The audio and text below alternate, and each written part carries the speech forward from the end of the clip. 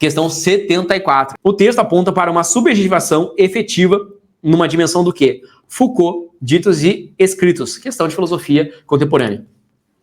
Penso que não é, questão 74, penso que não é o sujeito soberano, fundador de uma forma universal de sujeito, que poderíamos encontrar em todos os lugares. Penso, pelo contrário, que o sujeito se constitui através das práticas de sujeição, ou de maneira mais autônoma, através das práticas de liberação, de liberdade, como na antiguidade. A partir, obviamente, de um certo número de regras, de estilos que podemos encontrar no meio cultural, tá? Eu vou te explicar de maneira muito fácil para você nunca mais errar nenhuma questão de filosofia contemporânea. Você errou essa ou acertou? Manda aí no chat, tá? Vou te explicar de maneira muito fácil para você acertar. Questão de filosofia contemporânea. Desde o início da filosofia, eles buscam sempre definir o que é o homem, o que é o ser. E de uma forma como se eles buscassem uma verdade absoluta. Eles buscam dizer que o universo é uma visão cosmológica. O que é o universo? É isso, é aquilo, e definir. Depois entra a ideia epistemológica.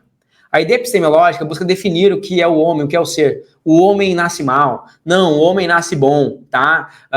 Não, o homem é assim. Ou seja, sempre querendo trazer uma verdade absoluta. Certo?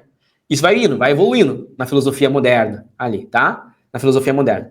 Quando a gente chega na filosofia contemporânea, a gente chega na subjetividade. Essa palavra que você tem que memorizar. Subjetividade. O que isso significa, Renato? Significa que não existe uma verdade absoluta. Tá entendendo? Não existe uma verdade absoluta. O que é o sujeito? Existe uma crise do sujeito. Por quê? Porque a verdade, ela é relativa. A verdade depende das suas experiências e da sua cultura. Entende? Depende de onde você nasceu, depende do contexto histórico. É isso que a filosofia contemporânea vai discutir. Ela vai depender, o sujeito se constitui das práticas, da sujeição, da maneira mais autônoma. É por isso que cada sujeito vai ter uma visão e uma cultura diferente, certo? Porque qual que é a verdade? Qual que é a verdade absoluta? A verdade absoluta não existe. O que é o ser? Subjetivo. Depende da cultura, do contexto.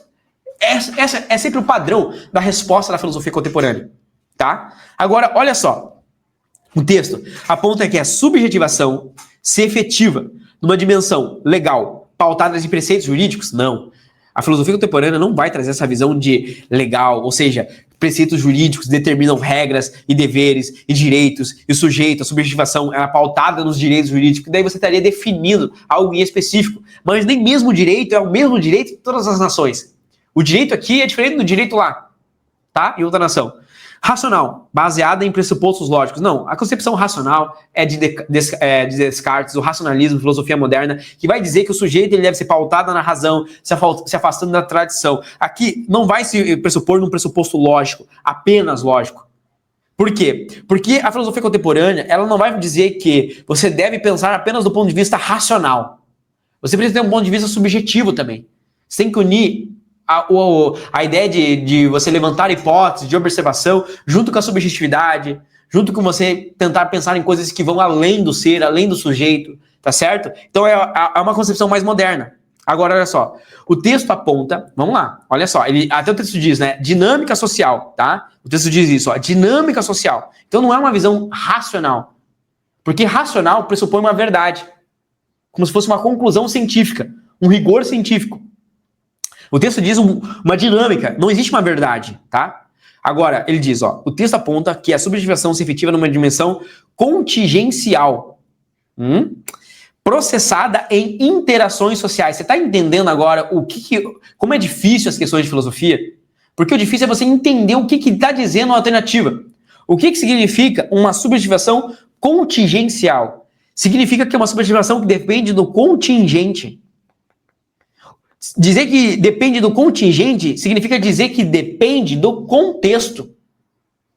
Ou seja, é uma subestimação, ou seja, o sujeito depende do seu contingente, depende do seu contexto, depende da sua cultura, depende das suas interações culturais. Ou seja, o que é o sujeito? A subjetivação depende do seu contexto, do seu contingente, das suas interações. O maior problema é você saber a definição de cada uma das alternativas. Não é uma definição transcendental, porque ele foge dessa visão só mística e religiosa. Também não é uma visão essencial, porque você dizer que a subjetivação ela é pautada no essencial é você dizer que existe um imutualismo da essência, é você dizer que existe algo que nasce com você. algo que é imutável. E a filosofia contemporânea, a subjetivação, ela vai fugir de algo que é imutável, tá? Ela vai pautar em algo que depende de contexto, que depende de cultura, algo que é completamente dinâmico e mutável. Ele vai dizer que a verdade, ela não existe uma verdade absoluta, ela é mutável, ela é dinâmica. Existe uma crise do sujeito, certo? Onde o sujeito está em constante busca em se entender.